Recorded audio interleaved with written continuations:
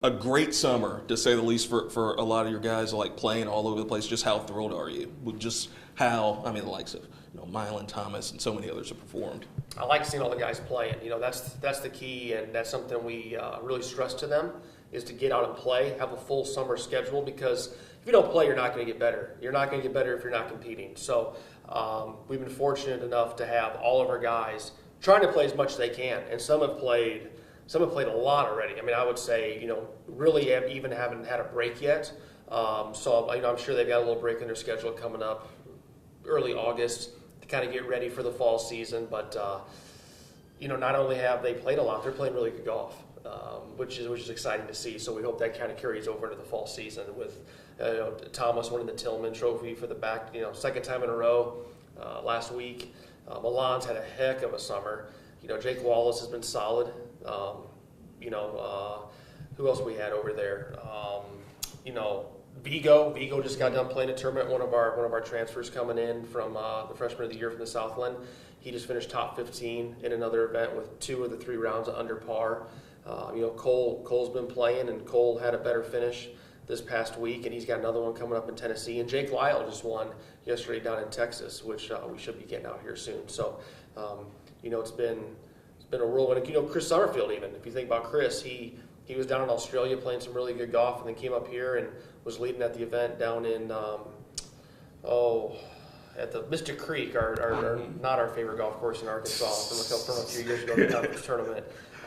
But I still think he finished top 3 and just missed the cut of the Magnolia this past week. But everyone's playing some good golf. You touched on the fall season coming up. Just how you feel about the schedule you guys put together? I like our fall schedule. It's better. It's tougher than last year. I think it's better than last year for sure. When you start looking at who we have to play and where we have to go, and me, I like to schedule to as tough as I can. I'm not going to do anything easy. And we open up at USC. USC's hosting down at the Whirlwind at the Cattails in Phoenix, and so we're gonna replace the golf week. We won there. We've always played well there traditionally. We're going to replace that event with USC's event just because of the strength of the field. And then I think just about a week later, we're down in New Mexico again for on a monster golf course, great test of golf, very very strong field there as well. Then we're going back to Colorado, playing Colorado National Golf Club, Colorado hosting out there, another solid one. Then we're back home for the Bubba just that next weekend. And then we're playing at Bayonet down at by Monterey Bay. St. Mary's hosting out there, and they say nothing but great things about the golf course, and obviously the field's very strong as well. I know last season you guys had 2 home tournaments. Is that kind of the plan for this season? We're doing the same thing again this year. I just like how it kind of played out.